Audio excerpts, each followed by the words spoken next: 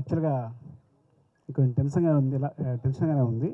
ఎలా అంటే ఇక్కడ ఇద్దరు లెజెండ్స్, ఇద్దరు దిగ్గజాలు, పైగా ఇద్దరు యాక్టర్స్ కాదు, డైరెక్టర్స్ కూడా.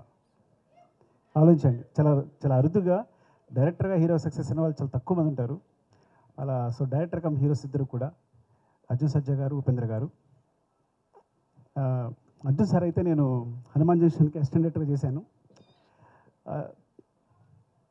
అసిస్టెంట్ డైరెక్టర్ చేసేటప్పుడు, ఏడిగా చేసేటప్పుడు దూరం చూసి ఉండిపోయేవాడు ఆయన్ని.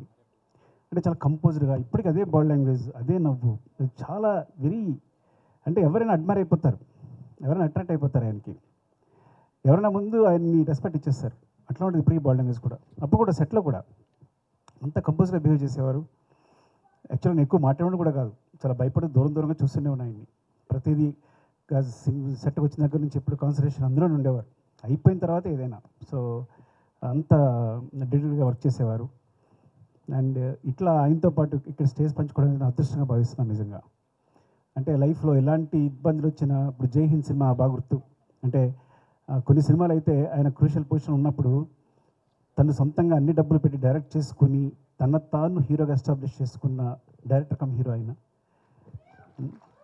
చాలా తక్కువగా జరుగుతుంది అది. అంటే ఆయన నిలబెట్టుకున్నారు మొత్తం అంతా పెట్టేసి.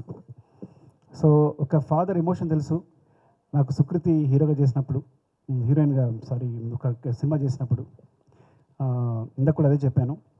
అంటే నిజంగా కూతురి కోసం ఆయన ఈ సినిమా చేసేది నాకు కూడా కథ చెప్పారు బిగినింగ్లో. చాలా బాగుంది, చాలా మంచి పాయింట్ సార్, చాలా బాగుందని చెప్పాను. ఈ సినిమా జర్నీనే ఒక సినిమా తీసేయచ్చు.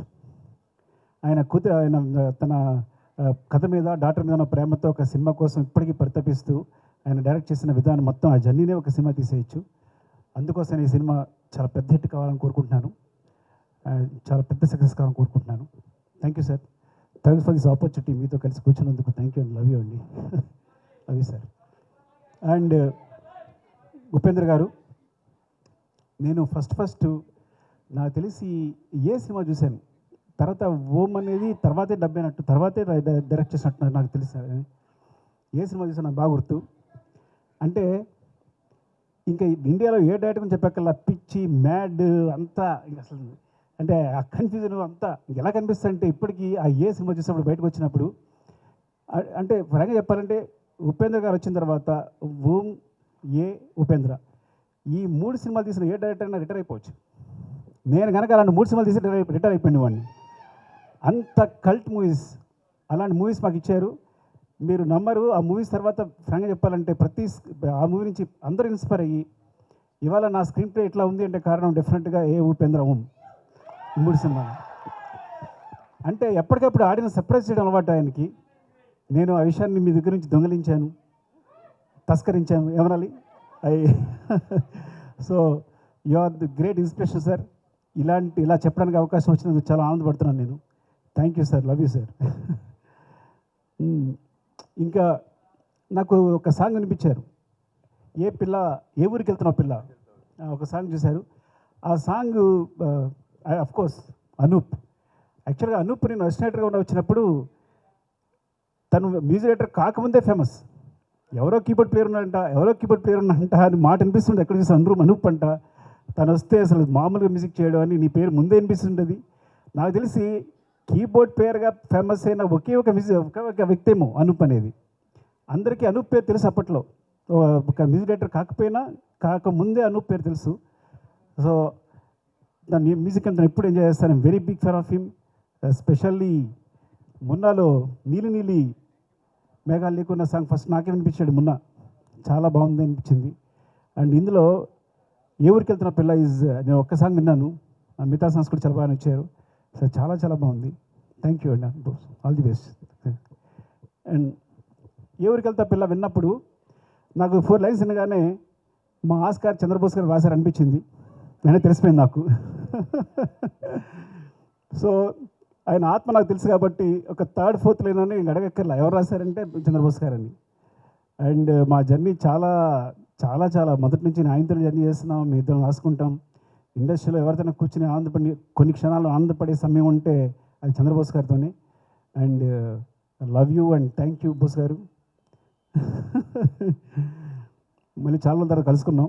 మీరు నాకు ఫోన్ చేయట్లేదు, ఇంట్లోనే ఫోన్ చేస్తున్నారు. సో సాంగ్ విన్న తర్వాత మూమెంట్స్ చాలా బాగున్నాయి సార్, మూమెంట్స్ చాలా బాగున్నాయి, ఎవరు చేశారంటే సృష్టి అని చెప్పారు. సో యాక్చువల్గా సృష్టి సాంగే మర్చిపోతున్నాను నేను. సూసేకి సాంగ్కి యాక్చువల్గా మూమెంట్స్ అని తనే కంపోజ్ చేసింది. ఆల్మోస్ట్ 80% మూమెంట్స్ అని తనవే, 80% మూమెంట్స్ అన్నీ తనవే యాక్చువల్గా. సో ఈవెన్ చిన్న చిన్న మాంటేజెస్ కూడా తనే కొరియోగ్రాఫ్ చేసింది. సో ఆ క్రెడిట్ తనకి ఇవ్వాలి, ఇప్పుడు ఇవ్వలేకపోయాను. ఆల్ ది బెస్ట్ సృష్టి, నేను చాలా హ్యాపీ ఫీల్ అయ్యాను ఈ సాంగ్ చేసావంటే. Thank you. అండ్ ఇంకా